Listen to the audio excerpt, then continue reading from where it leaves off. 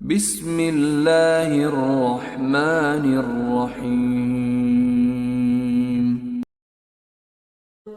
وجاهدوا في الله حق جهاده هو اجتباكم وما جعل عليكم في الدين من حرج ملة أبيكم إبراهيم هو سماكم المسلمين من قبل وفي هذا ليكون الرسول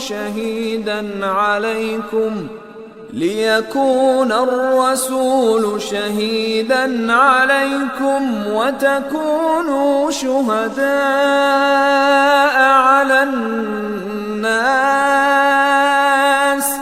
فأقيموا الصلاة وآتوا الزكاة واعتصموا بالله هو مولاكم فنعم المولى ونعم النصير.